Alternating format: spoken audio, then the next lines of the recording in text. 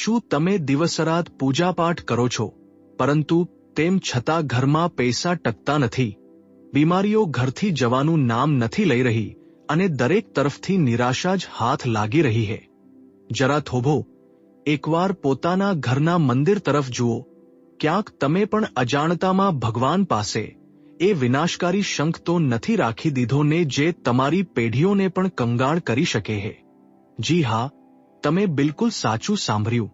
આપણે બધા વિચારીએ છીએ કે મંદિરમાં શંખ રાખવો ખૂબ જ શુભ હોય છે, પરંતુ શું તમે જાણો છો કે એક ખોટો શંખ તમારા આખા પરિવારને બરબાદીના આરે લાવીને ઊભો રાખી શકે છે? આજે અમે તમને એ ભયંકર ભૂલો વિશે જણાવવા જઈ રહ્યા છીએ, જે લોકો જાણે અજાણે પોતાના ઘરના મંદિરમાં કરે છે. આમાંથી જે ત્રીજી ભૂલ છે તે એટલી સામાન્ય છે કે કદાચ આ સમયે તમારા મંદિરમાં પણ એવું જ થઈ રહ્યું હશે. આ ત્રીજી ભૂલ સીધા જ ઘરમાં ભયંકર દરિદ્રતા અને દુર્ભાગ્યનું કારણ બને છે. તે ભૂલ શું છે, આ અમે તમને આગળ જણાવીશું, પરંતુ તે પહેલા આપણે એ સમજવું પડશે કે શંખ આખરે એટલો શક્તિશાળી કેમ છે અને આ કેવી રીતે એક ઝાટકામાં રાજાને રંક બનાવી શકે છે. શંખને હિન્દુ ધર્મમાં ખૂબ જ પવિત્ર માનવામાં આવ્યો છે. આ સાક્ષાત માતા લક્ષ્મીનો ભાઈ છે, કારણ કે જ્યારે દેવો અને દાનવોએ મળીને સમુદ્ર મંથન કર્યું હતું તો તેમાંથી 14 અનમોલ રત્નો નીકળ્યા હતા. તે જ રત્નોમાંથી 8મા સ્થાન પર શંખ પ્રગટ થયો હતો. માતા લક્ષ્મી પણ તે જ સમુદ્ર મંથનમાંથી પ્રગટ થયા હતા. એટલા માટે જ કહેવાય છે કે જ્યાં શંખ હોય છે ત્યાં માતા લક્ષ્મી ખેંચાઈ આવે છે. પરંતુ અહીં જ લોકો સૌથી મોટો થાપ ખાઈ જાય છે. દરેક શંખ શુભ નથી હોતો. કેટલાક શંખ એવા હોય છે જે સમુદ્રના ઊંડા અંધારા ખૂણાઓમાં નકારાત્મક ઉર્જાને શોષીને બને છે. જો આવો શંખ તમારા ઘરે આવી ગયો તો સમજી લો કે ઊંધી ગણતરી શરૂ થઈ ગઈ. ચાલો સૌથી પહેલા વાત કરીએ એ રહસ્ય વિશે જે ખૂબ જ ઓછા લોકો જાણે છે. શું તમે ક્યારે વિચાર્યું છે કે ભગવાન શિવની પૂજામાં શંખનો ઉપયોગ કેમ નથી કરવામાં આવતો? શિવજી પર શંખથી જળ કેમ નથી ચઢાવવામાં આવતું? આની પાછળ એક ખૂબ જ રહસ્યમય અને ડરામણી કથા છે જે શિવપુરાણમાં મળે છે. પ્રાચીન કાળમાં શંખચૂડ નામનો એક ભયંકર અને મહાપરાક્રમી અસુર હતો. શંખચૂડ દંભનો પુત્ર હતો અને તેણે કઠોર તપસ્યા કરીને બ્રહ્માજી પાસેથી અજય હોવાનું વરદાન પ્રાપ્ત કર્યું હતું. શંખચૂડની પત્નીનું નામ તુલસી હતું, જે ખૂબ જ પતિવ્રતા સ્ત્રી હતી. પોતાની પત્નીના સતીત્વ અને બ્રહ્માજીના વરદાનના કારણે શંખચૂડ ત્રણેય લોકમાં હાહાકાર મચાવી રહ્યો હતો. તેણે દેવતાઓને સ્વર્ગમાંથી કાઢી મૂક્યા અને ચારે તરફ પોતાનો આતંક ફેલાવી દીધો. પરેશાન થઈને બધા દેવતાઓ ભગવાન શિવના શરણે ગયા. ભગવાન શિવો શંખચૂડનો વધ કરવાનો નિશ્ચય કર્યો.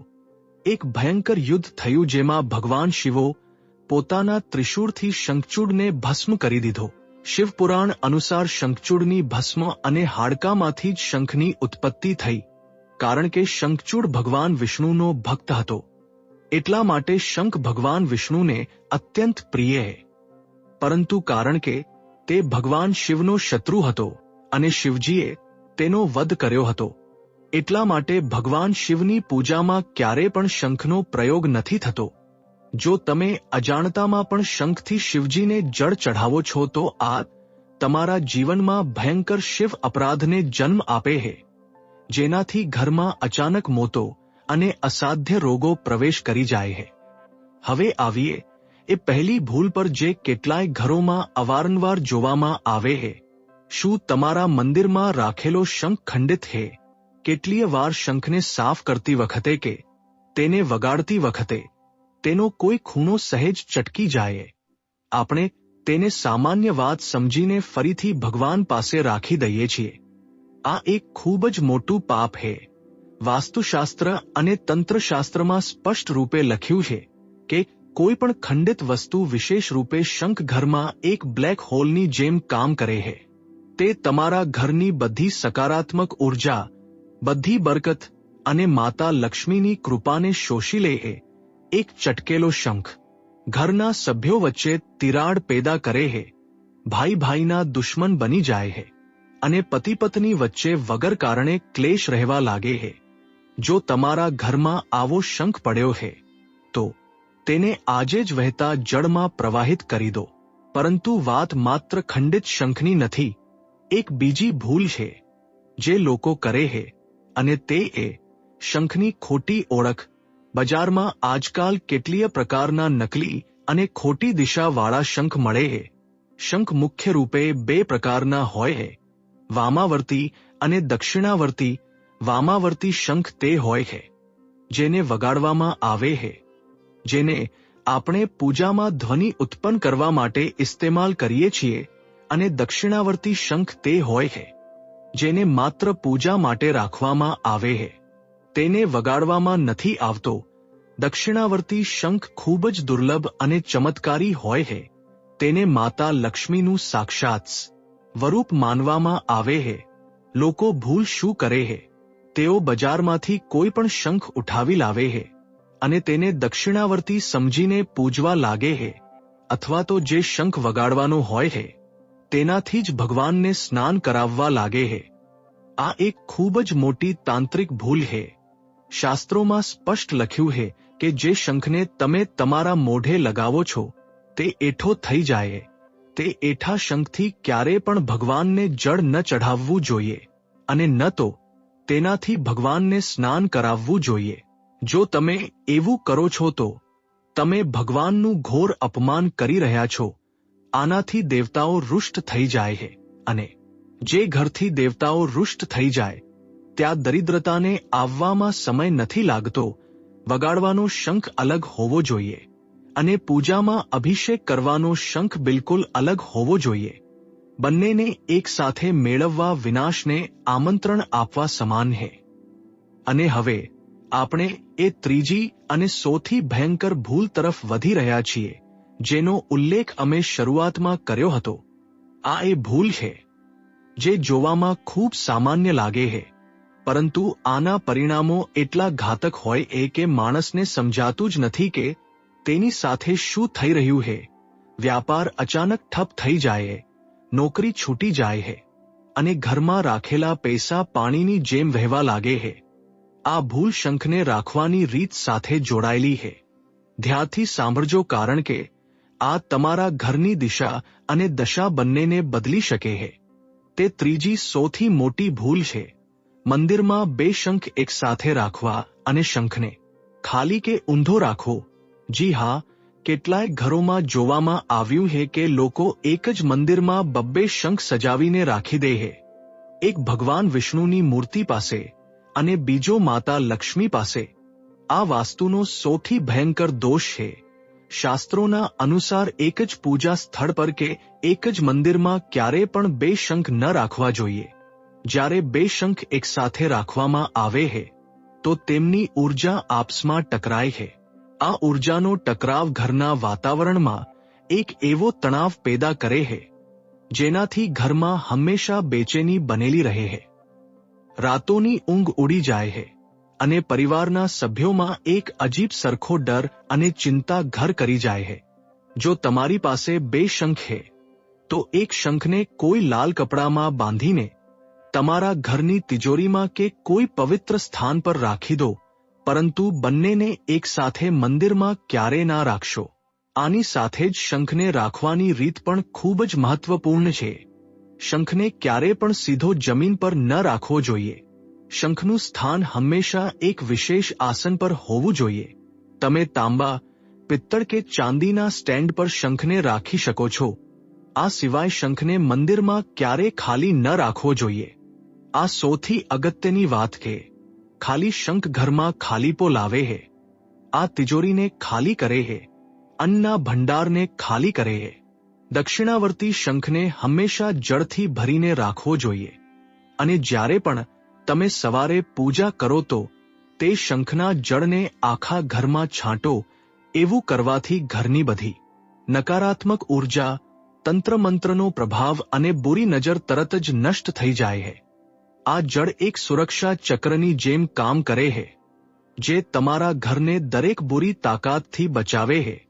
એક વાત બીજી જે તમારે હંમેશા યાદ રાખવાની છે, શંખનો જે ખુલ્લો ભાગ હોય છે તે હંમેશા ઉપરની તરફ હોવો જોઈએ અને તેનો અણીદાર ભાગ તમારી તરફ હોવો જોઈએ. શંખને ભગવાન તરફ મોઢું કરીને ક્યારેય ન રાખવો જોઈએ. શંખમાંથી નીકળતી ઊર્જા ખૂબ જ તીવ્ર હોય છે. જો તમે તેને ખોટી દિશામાં રાખશો તો તે ઊર્જા ઘરના સભ્યોને માનસિક રૂપે બીમાર કરી શકે છે. શંખને હંમેશા સફેદ કે લાલ કપડા પર જ સ્થાપિત કરવો જોઈએ.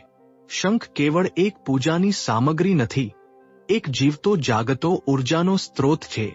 જ્યારે શંખ વગાડવામાં આવે છે તો તેનાથી જે ઓમની ધ્વનિ નીકળે છે તે ઘરના દરેક ખૂણામાં મોજૂદ બુરી આત્માઓ અને નકારાત્મક શક્તિઓને ભસ્મ કરી દે છે.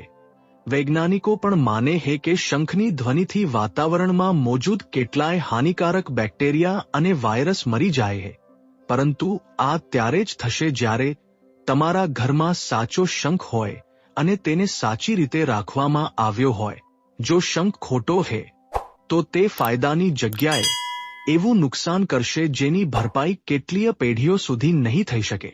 જરા વિચારો, તમે કેટલી મહેનતથી પૈસા કમાઓ છો, તમે તમારા પરિવાર માટે દિવસરાત એક કરો છો, પરંતુ જો તમારા ઘરના મંદિરમાં જ વાસ્તુદોષ મોજૂદ છે તો તમારી બધી મહેનત માટીમાં મળી જશે.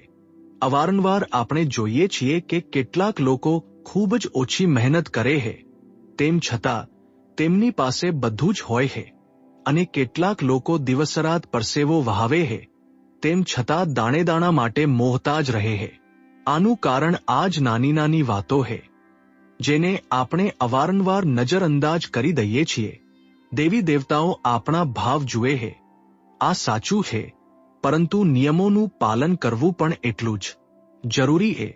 જ્યારે તમે બ્રહ્માંડના નિયમોની વિરુદ્ધ જઈને કોઈ કામ કરો છો તો બ્રહ્માંડની ઊર્જા તમારી વિરુદ્ધ કામ કરવા લાગે છે. એટલા માટે જ આજે જ પોતાના ઘરના મંદિરની તપાસ કરો. જુઓ કે ક્યાંક તમે પણ તો જાણે જાણે આ ભૂલો નથી કરીને. શું તમારો શંખ સાચી અવસ્થામાં છે? શું તમે તેને જળથી ભરીને રાખ્યો છે? શું તમે તેને સાચા આસન પર સ્થાપિત કર્યો છે? જો નહીં તો તરત જ આ ભૂલોને સુધારો. શંખને ગંગાજળથી ધોઈને તેને પવિત્ર કરો, તેને તિલક લગાવો અને સાચા મનથી ભગવાન વિષ્ણુ અને માતા લક્ષ્મીનું ધ્યાન કરો. તમે જોશો કે કેવી રીતે થોડા જ દિવસોમાં તમારા ઘરનો માહોલ બદલાવા લાગશે. જે પૈસા રોકાતા નહોતા તે ટકવા લાગશે.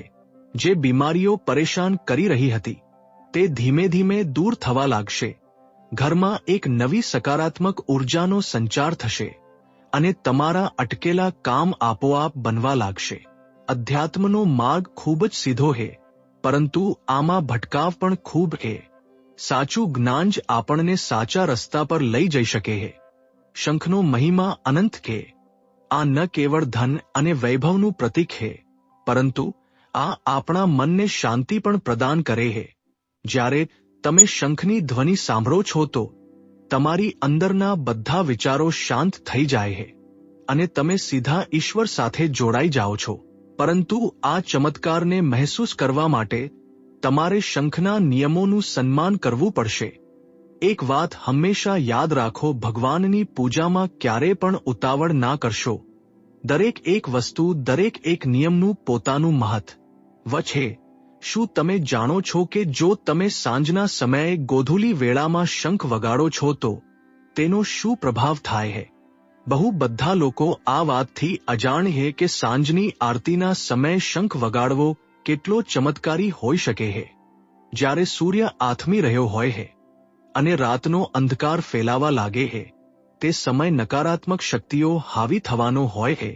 તે સમયે જ્યારે તમે શંખનાદ કરો છો તો તે ધ્વનિના મોજા આખા ઘરને એક સુરક્ષા કવચમાં લપેટી લે છે. કોઈ પણ બુરી શક્તિ, કોઈ પણ કરેલું કરાવેલું કે તંત્ર બાધા તે ઘરમાં પ્રવેશ નથી કરી શકતી. પરંતુ અહીં પણ એક નિયમ છે. શંખને ક્યારે પણ રાતના સમયે ન વગાડવો જોઈએ. સૂર્યાસ્ત પછી શંખ વગાડવો શાસ્ત્રોમાં વર્જિત માનવામાં આવ્યો છે, કારણ કે તે સમયે દેવતાઓ વિશ્રામમાં હોય છે. જો તમે કસ્મયે કે ખોટા સમયે શંખ વગાડો છો તો તમારે દેવતાઓના ક્રોધનો સામનો કરવો પડી શકે છે. તો હવે તમે સમજી ગયા હશો કે શંખ કોઈ સાધારણ વસ્તુ નથી. આ એક ખૂબ જ શક્તિશાળી અને રહસ્યમય યંત્ર છે, જે જો સાચી રીતે ઇસ્તેમાલ કરવામાં આવે તો તમને રંકમાંથી રાજા બનાવી શકે છે, અને જો ખોટી રીતે રાખવામાં આવે તો રાજાને ભિખારી બનતા પણ સમય નથી લાગતો. આ જાણકારી માત્ર તમારા માટે નથી પરંતુ તમારા આખા પરિવારની ભલાઈ માટે છે. પોતાના ઘરના વાતાવરણને શુદ્ધ રાખો, મંદિરને સાફ રાખો અને આ સુનિશ્ચિત કરો કે તમે જે ભગવાનની પૂજા કરી રહ્યા છો તમે તેમના નિયમોનું પણ પાલન કરી રહ્યા છો. શું તમારા ઘરમાં પણ શંખથી જોડાયેલી કોઈ એવી ઘટના બની છે જે તમને સમજાઈ નથી? શું તમને પણ લાગે છે કે લાખ કોશિશો પછી પણ ઘરમાં બરકત નથી થઈ રહી? જો હા તો હોઈ શકે છે કે આનું કારણ તમારા મંદિરમાં જ છુપાયેલું હોય. આજે જ તમારા મંદિરની વ્યવસ્થાને સાચી કરો. ભગવાન ક્યારેય કોઈનું ખરાબ નથી ઈચ્છતા. આપણે પોતે પોતાની અજ્ઞાનતાથી આપણું નુકસાન કરી બેસીએ છીએ. સાચા જ્ઞાનને અપનાવો અને તમારા જીવનને સુખ અને સમૃદ્ધિથી ભરી દો. શું તમે ઈચ્છશો કે અમે વાસ્તુ શાસ્ત્ર અને મંદિરના નિયમોથી જોડાયેલા આવા જ વધુ ઊંડા અને અણસાંભળેલા રહસ્યો તમારી સામે લઈને આવીએ, જે તમારા જીવનની દરેક પરેશાનીને જડમૂળથી ખતમ કરી શકે છે?